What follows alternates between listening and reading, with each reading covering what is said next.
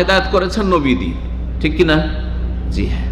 তাহলে চিন্তা করুন তো কত বড় আল্লাহর নিয়ামত এই কোরআনে কারীম নাজিল হওয়া। কোরআন নাজিল করে মানবতাকে রাস্তা দেখেছি, মানুষকে রাস্তা দেখেছি, জান্নাতের রাস্তা দেখেছি, জাহান্নামের রাস্তা থেকে সতর্ক সাবধান করেছি।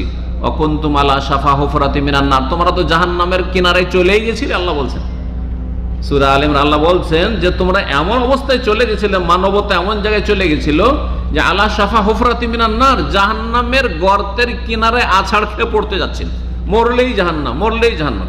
চিন্তা করুন, আবু বকর, ওমর, ওসমান, আলী যে অবস্থায় ছিলেন সেই সময় কোরআন যদি নাজিল না হয়, হ্যাঁ, আর 25-50টা বছর যদি দেরি হয়, তাহলে তারা মারা যান, কিসের উপর মারা যেতেন?